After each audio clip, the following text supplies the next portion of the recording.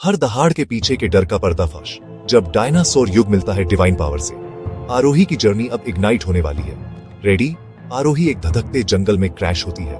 लावा उबल रहा है, शैडोज शिफ्ट हो रही है। एक टीरेक्स की दहाड़ उसकी रूह को हिला देती है, लेकिन यह चिमकंडी है, टाइम बेंडिंग डीमन जो बर्बादी फुसफुसाता है। तुम देवी हो, अर्थ का फ्यूचर। उसकी आंखें जल उठती हैं, रस्ट शॉल जलकर राख हो जाता है, अंदर की देवी को रिवील करते हुए।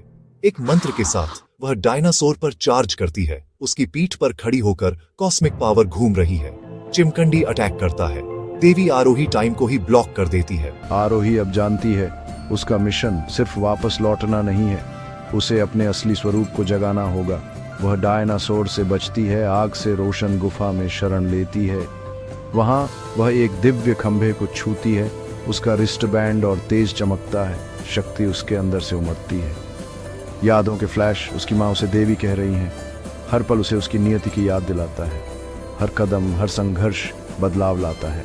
उसका शरीर रोशनी से चमकता है। उसकी आंखों में बिजली नाचती है। चिमकंडी वापस आती है, लेकिन अब आरोही तैयार है। वह रोशनी की एक बीम बुलाती है, चिमकंडी का हाथ जला देती है।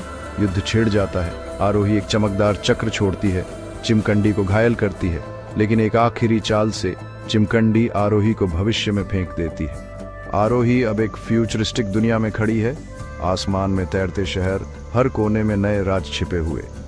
एक झिलमिलाते होलोग्राम के जरिए वह आखिरकार कालनेत्र का असली चेहरा देखती है, भ्रमों का रूप बदलने वाला देवता। आरोही अपने दोनों हाथों में अपनी रोशनी बटोरती है, ऐलान करती है, यह आखिरी यात्रा है।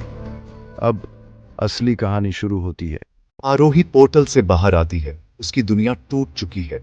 मूर्तियां बिखर रही हैं और साए राज कर रहे हैं। लोग कभी उसकी पूजा करते थे, अब खामोशी में डर और गुस्सा भरा है।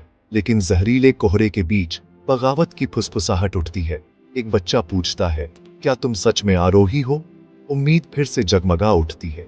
एक पवित्र पेड़ के नीचे उसकी रूह फिर से धधक उठती है, खंडहरों में जान फूंकते हुए। काले आसमान से चिमकांडी की आवाज ताना मारती है, लेकिन आरोही प्राचीन योद्धाओं और मेचा संतों को बुलाती है। मंदिर की दीवारें उठती हैं, शैडो बीस्ट हमला करते हैं और आरोही गरजती है, मैं अकेली नहीं लड़ती। ये सिर्फ जिंदा रहना नहीं है, ये एक नए युग की सुबह है। आरोही की जंग अभी शुरू हुई है।